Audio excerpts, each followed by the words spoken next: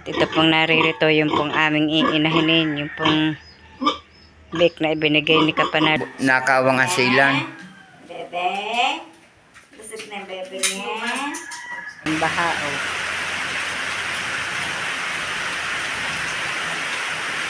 Silungan.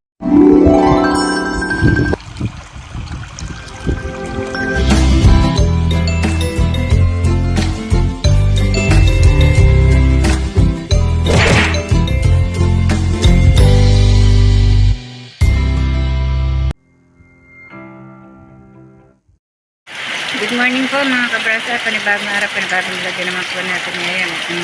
Ngayon po ang araw na ito ay sobra pong lakas ng ulan. Yan nga po at may bagyo nga pong Kristin ang pangalan. Kahapon pa po nag-ulan dito sa lahat po yata ng lugar ay maulan. Yan po, tingnan niyo po naman ang dilim ng paligid. Napakalakas ng mga iniulan. Ako po ngayon wala po sa amin. Naririto po ako sa bahay ng aking kapatid at binisita ko po ang aking nanay at na-stroke nga po ngayon po siya mahina.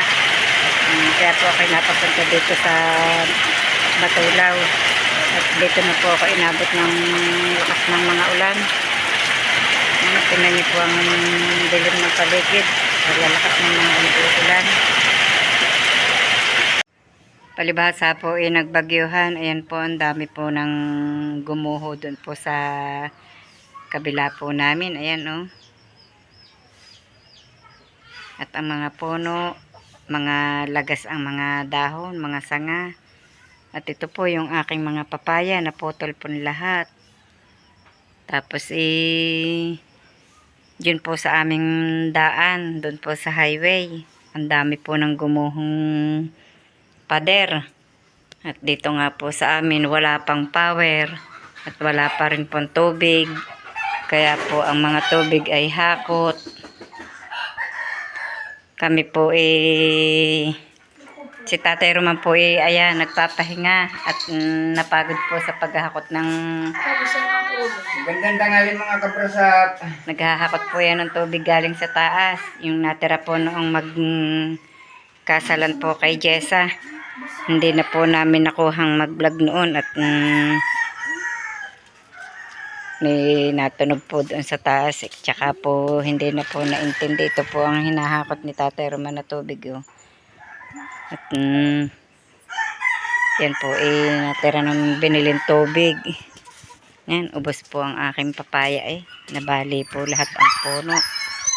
Sinakyan ng mga yan yung putol. Yung papaya. Wala pong natira. Ang aking halaman sinakyan ng manok. Ang sama po nang nangyari. Kinababangan na. Ay, mamamatay ito. Tingnan niyo po naman ang dami ng bunga ng papayang masayang. Ayan, ang papaya. Pinamigay pa nga po namin ang iba. Nahihinog na May dilaw-dilaw na. Ay, dilaw-dilaw na. Akin pong halaman wasak. At dito nga po sa likod namin may gumuho. Yan, nakaguho na naman po ang aming pader. Tingnan niyo po yan.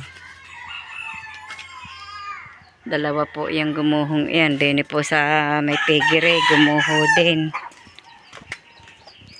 Nasira nga po yung isang haligi ng pigire dito. Naputol. Gumuho po dito sa may pag-ita ng pigire ni Luwa at saka po ng pigire ni Ma'am Dani. Ang laki po ng gumuhong yan. At ito nga po nabali yung pinakahaligi. Aayusin pa nga po ito pag may awaan Diyos at may pagkakataon na ipakukuha ko pala aring kuryenteng aridini at para pagka may ayos din. Wala na rin ang bubong. Putik po ang loob eh. Naugok ang baboy. Yun nga po palang inahin ni Kapanaligi, pinagbili na. At ito pong naririto, yung pong aming iinahinin, yung pong bake na ibinigay ni Kapanalig sa akin noon nung nanganak po ito nung nanganak po ng 16 si Lua. Binigyan niya po ako ng 2. Ito po yung isa. Buti na lamang po ako'y nakaisip mag-inahin ng akin. Biglaan po ang pagbibenta ni Louie ng baboy. Sobra po akong nalulungkot sa pagbenta ni Kapanalig ng inahin. Ang amin pong ibang gamit dito po muna namin inilagay at nagbagyuhan nga po. Yan, dito po nakabunton.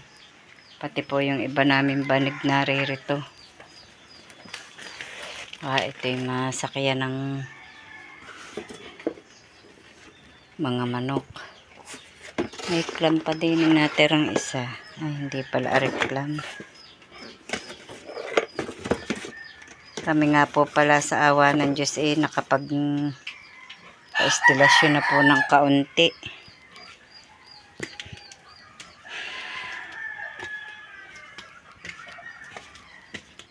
Ginawaan po ng para makapag-instalasyon at ang hirap po pagka yung palawit-lawit po ang mga kuryente.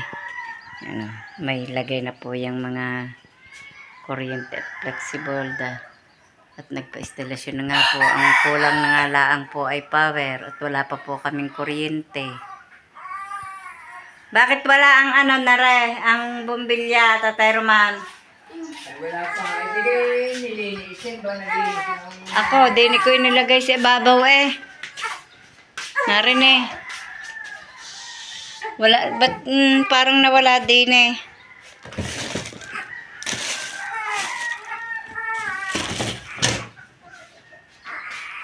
Hindi ba kasama yun sa doon sa nasa kahon? Madilim sa loob ng bahay. Ay, are pala, are. Are. Ang init ng bumbilya. Ito po yung souvenir nung kinasal po si na Jessa, oh. Ganyan po ang pinaka-souvenir niya.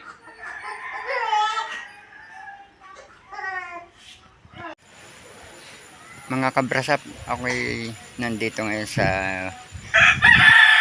bahay ng bayaw ko at kasama ko si Nanay Los at yan, namatay kaninang umaga yung aking biyanan, kaya kami naririto. Ay ang awa naman ng Diyos ay nasa bahay na, nasa atal na siya, naiayos na. Magandang tanghali mga kabrasap at nandito ako ngayon sa Balagbag at maulan pa rin hanggang ngayon dito at pasalamat sa Panginoon Diyos at lumihis yung bagyo. Sana dito na naman ang sentro kung hindi nakalihis at awa naman ng Diyos ay panaka-naka na lang ang ulan. Yan, mahirap po ang daan dito pagka ganitong naulan, maputik. Kitang kita naman yung karsada, sira, kalkal ng tubig. At si Nanay Luz po ay kasama ko dito.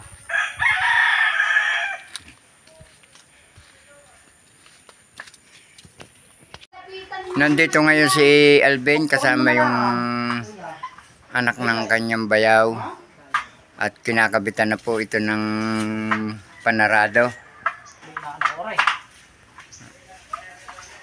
At hindi nga po agad na ikabit ito at mahigit pong 1 linggong brown out. Kaya ngayon lang po na ikabit.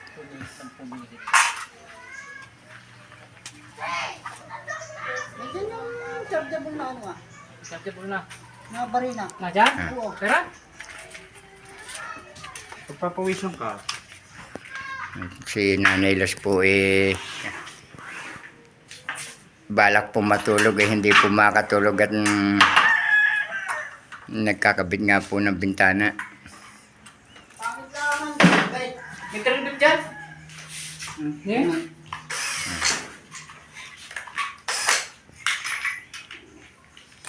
Ano ba ito? Yan. Bali 3 bintana po itong kakabitang ito. Basta na isang battery niya. Kanina. Ha? Ay, isang battery niya.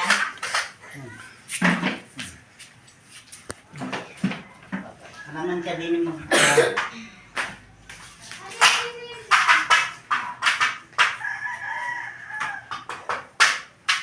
Yan. Tinutulungan din po ni Makoy.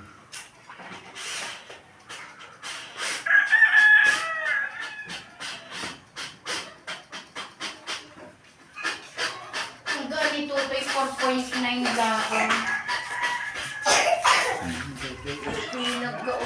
Nag-ano. Hindi ko mangangalan ng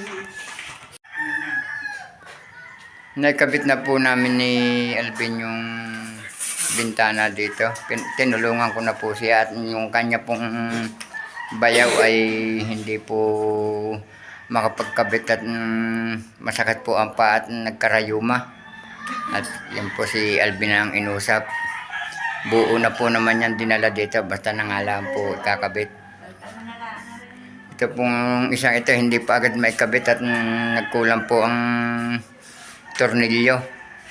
Ay nakuha pa po doon sa kabila.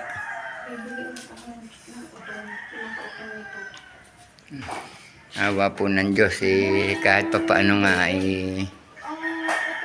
na gagawa ng paraan na paunti-unti. anong patubay? Yan, nilalagyan na wala po ni Alvin ng silicone ang Gusto mo lang pala yung ina magpapadesi sa iyo. mga gilid.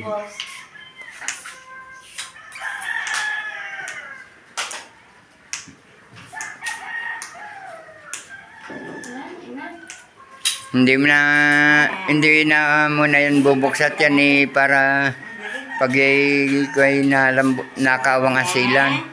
Bebe. Busog na yung bebe niya. Palitan mo na nga. Utong! Busog na yung bebe. Ay, gutom pa. Nilalagyan na po ng silicone at para po hindi umampiyas man hindi po mapapasok ng tubig. Kagabi nga ang ganda ng itinawa niyan. Tulog naman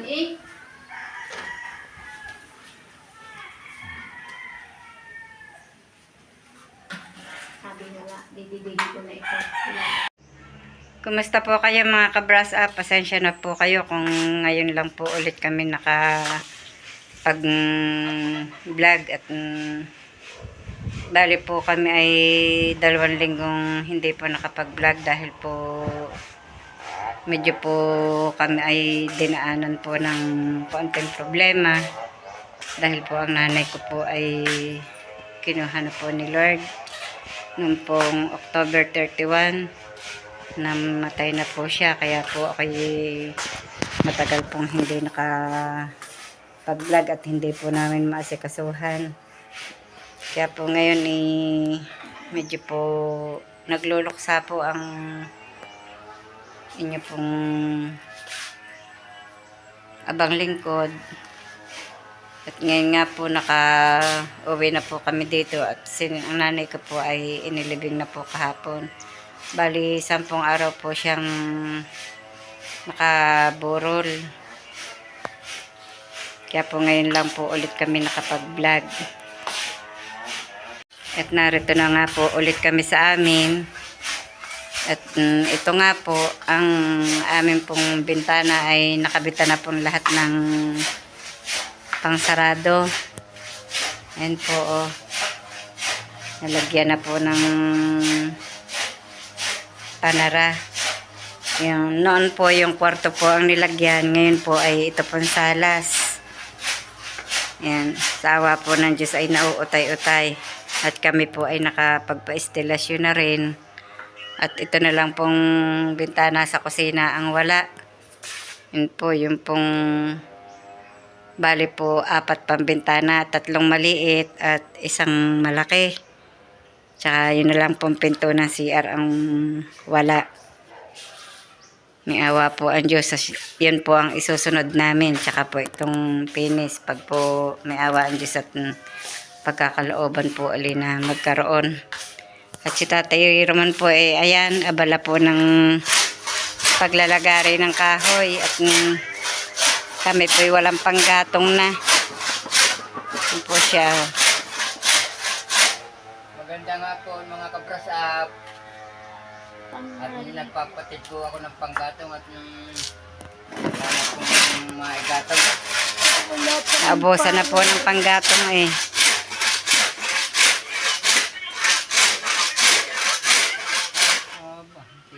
Bakit tawag doon, makagalkal ang lagari? Makalampag.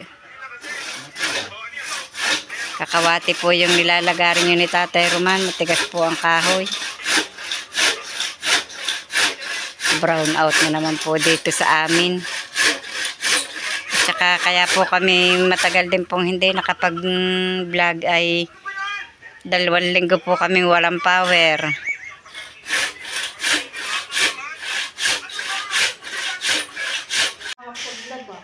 Malaking ginawa po sa paglalaba ni Camille. Ayan, tambak pa po ang natira.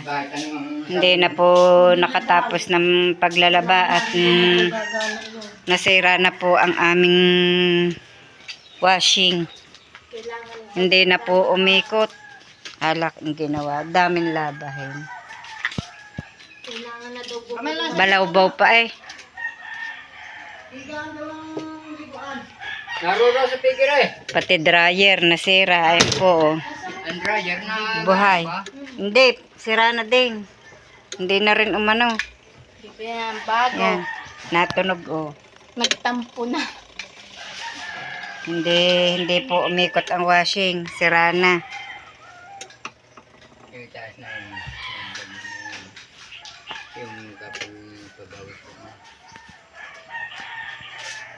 Ang iba po na may naibilad na. Pero ang dami pa pong tira.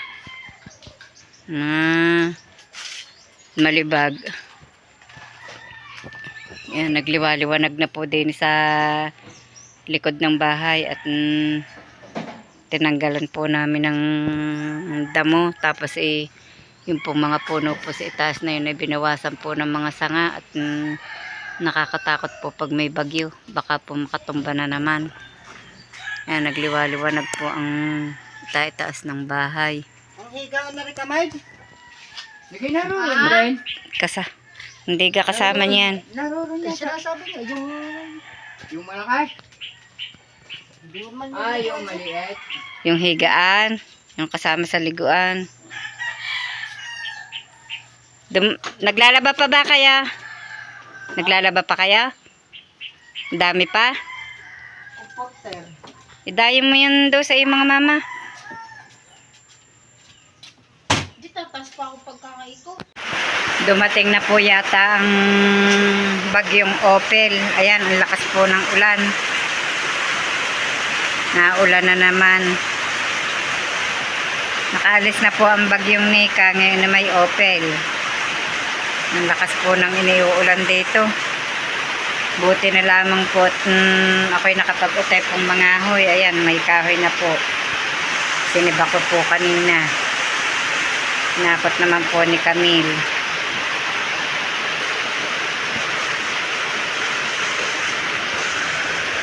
Sana naman po wag nang tumuloy ang bagyong Opel.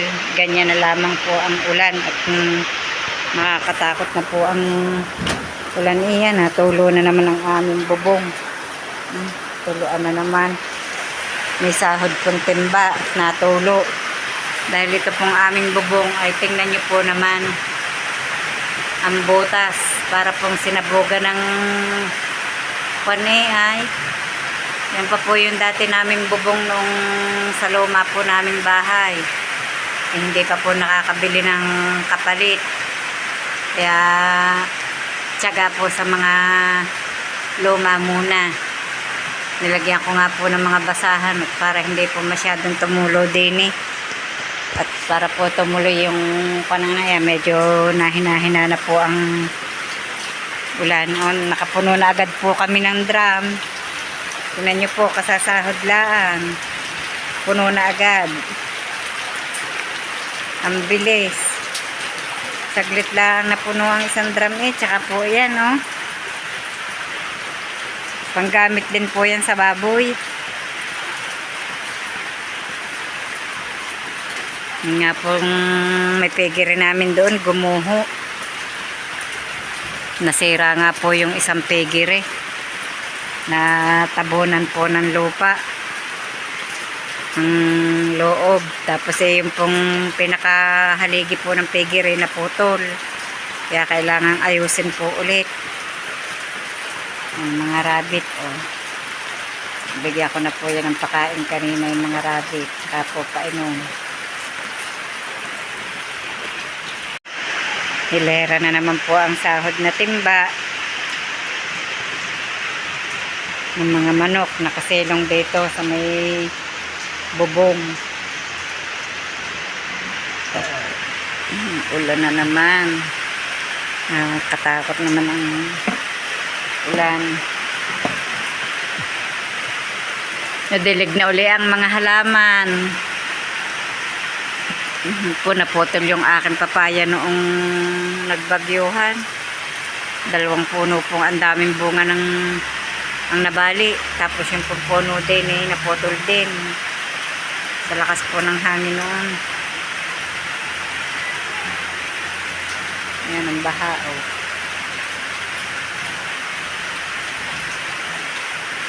Silungan ang manok doon eh, sa may halaman.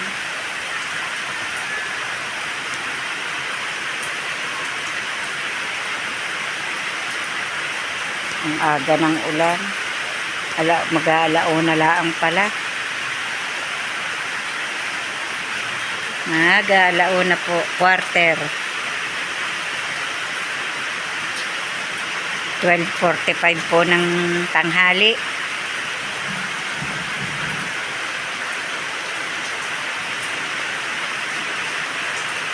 Kalahating oras na pala agad na naulan. Ano? 15 minutes. 12:30 umulan eh.